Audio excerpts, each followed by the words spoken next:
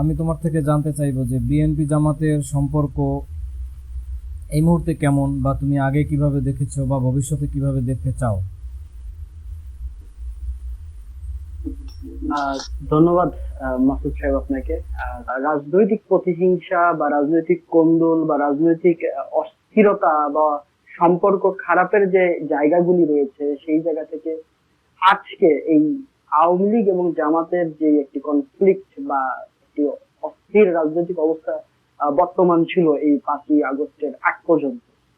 তো সেখানে কিন্তু আমরা দেখেছি যে এই 99-এর আগে বিএনপির সাথে জামাতের কিন্তু ঠিক একই রকমের একটা সম্পর্ক ছিল, এবং শুধু একই রকম একটা সম্পর্কই ছিল না, বরং জামাতের ভাষায় বা শিবিরের ভাষায় বলা হয় রাজনৈতিক হত্যা, যেটাকে শহীদ বলা হয়, ছাত্র নেতা হত্যা।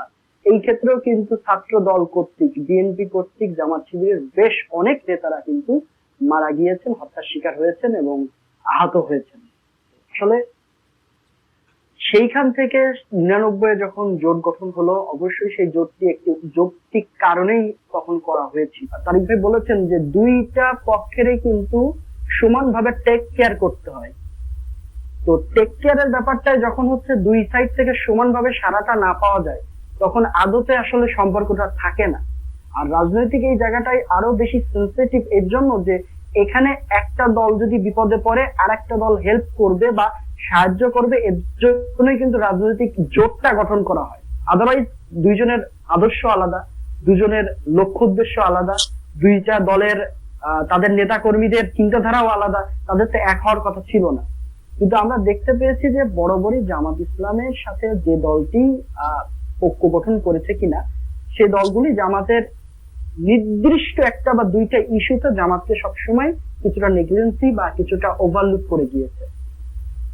সেই ওভারলুকের জায়গা থেকে মূলত বিএনপির সাথে জামাতের যে ফ্যাকশন, এবং আপনি যেটা বলছিলেন যে মির্জা ফখরুল ইসলাম আলমগীর সাহেব এই কদিন আগেই কিন্তু একটু একটা আওয়াজ দিয়েছে, যে আওয়াজটা এতদিন আওয়ামী লীগ দিত আর কি জামাতের ক্ষেত্রে, যুদ্ধ অপরাধ বা 71-এর ভূমিকা ইত্যাদি বিষয়গুলো।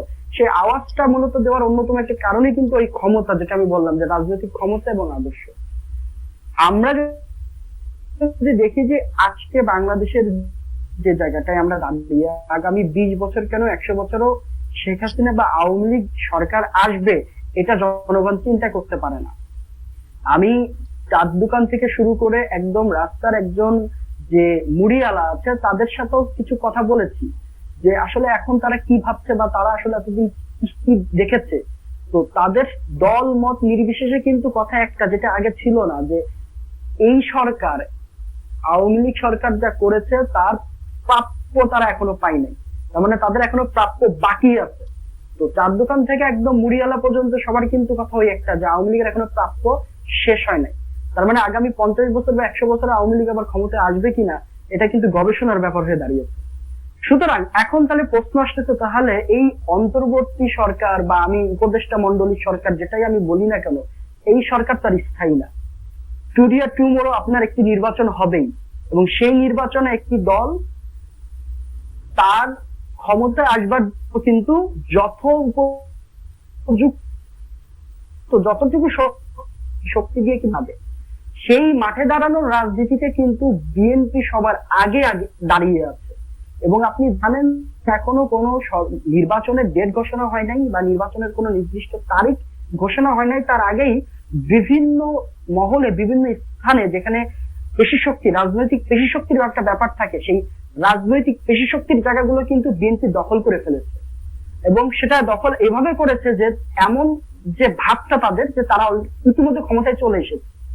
তো যখন সমীকরণটা, রাজনৈতিক সমীকরণটা রাজনৈতিক এখানে এসে দাঁড়িয়েছে যে নির্বাচন হলেই বিএনপি ক্ষমতায় আসবে, তাদের যে এই ধারণাটা যখন তৈরি হয়েছে, তখন জামাত সহ অন্য যে দলগুলি রয়েছে তাদের সাথে কিছুটা সম্পর্ক যে খারাপ হবে, এটাই তো স্বাভাবিক, এবং সেটাই হচ্ছে বলে আমার